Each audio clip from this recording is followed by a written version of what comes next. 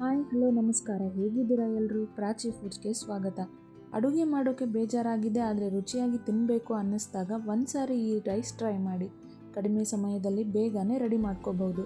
ಮೊದಲಿಗೆ ಮಸಾಲೆ ರುಬ್ಕೊಳ್ಳೋದಕ್ಕೆ ಒಂದು ಜಾರ್ಗೆ ಶುಂಠಿ, ಬೆಳ್ಳುಳ್ಳಿ, ಚಕ್ಕೆ, ಲವಂಗ, ಜೀರಿಗೆ, ಸ್ವಲ್ಪ ಪುದೀನ, ಕೊತ್ತಂಬರಿ ಸೊಪ್ಪು ಹಾಕಿ ಪೇಸ್ಟ್ ಮಾಡಿ ಇಟ್ಕೊಳ್ಳಿ. ರುಬ್ಬೋದಕ್ಕೆ ಕೊತ್ತಂಬರಿ ಸೊಪ್ಪು ಸ್ವಲ್ಪ ಜಾಸ್ತಿನೇ ಇರಲಿ, ಅಂದರೆ ರೈಸ್ ಕಲರ್ ಚೆನ್ನಾಗಿ ಬರುತ್ತೆ. ನಂತರ ಒಂದು ಈರುಳ್ಳಿ, 2 ಹಸಿಮೆಣಸಿನಕಾಯಿ ಉದ್ದದ್ದಾಗಿ ಕಟ್ ಮಾಡಿ ಇಟ್ಕೊಳ್ಳಿ.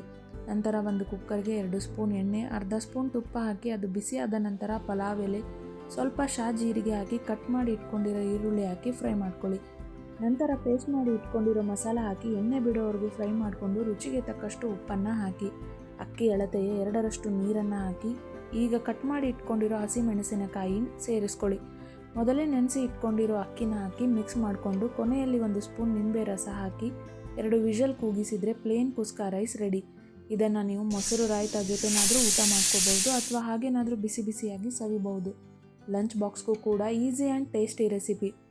ಈ ರೆಸಿಪಿ ನಿಮಗೆ ಇಷ್ಟ ಆಗಿದ್ದರೆ ಒಂದು ಸಾರಿ ಟ್ರೈ ಮಾಡಿ ಹೇಗಿತ್ತು ಅಂತ ಕಮೆಂಟ್ ಮಾಡಿ. ಹಾಗೆ ನನ್ನ ಚಾನಲ್ ಸಬ್ಸ್ಕ್ರೈಬ್ ಆಗೋದನ್ನು ಮರಿಬೇಡಿ.